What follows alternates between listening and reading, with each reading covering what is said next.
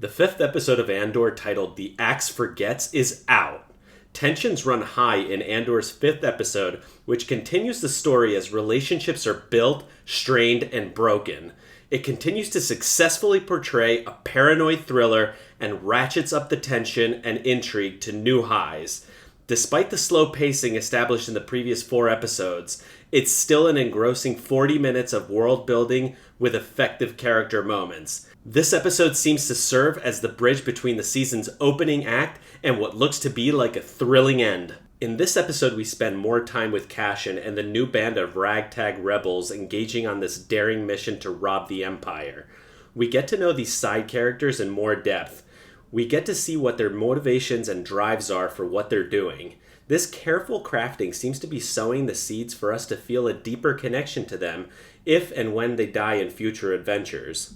The one character I really enjoyed in this episode was Skeen, played by Ebon Moss-Bachrach, who isn't afraid to thoroughly question Cassian's motives and work out why he's truly there.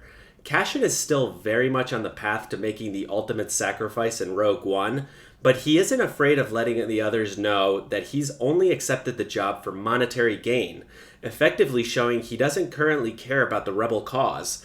This reminds me a lot of the opening scenes in Final Fantasy VII, where Cloud Strife isn't particularly interested in the group's cause. He's there for the money, so the show seems to be setting up a similar path for Cassian. As with Final Fantasy VII, Andor shows that it's hard to keep such a ragtag group of people all happy. Cassian gains the trust of some of the group's members by proving himself through skills and experience and providing valuable information along the way. In each scene, he shows his innate leadership qualities by teaching the others and sharing his experience. Intricate knowledge of Imperial systems would invite suspicion in some, but the writers do a great job of navigating these scenes thoughtfully. And speaking of writing, one of the best lines of the series comes in this episode.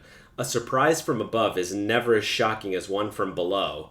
This had me cheering on the rebellion's guerrilla tactics, despite knowing their eventual success. The writers of the show masterfully toggle between tension building and moments of levity. Character development is also handled tactfully and carefully. Throughout the series, but especially in episode 5, we as the viewer understand each character's background, motivations, and why they make the decisions they make. The few scenes we get with Cyril Karn were honestly wasted. He spends the episode sulking with his mother back in her home. She tries to help him in his next career move, but he is having none of it.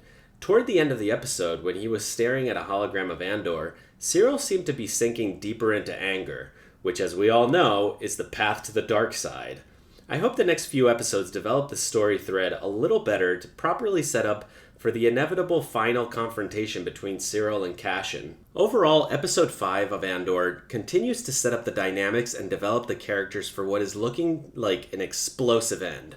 The tension is ratcheted up to 11 and also coupled with smaller character moments that further develop relationships and engage the viewer to care for each of these characters.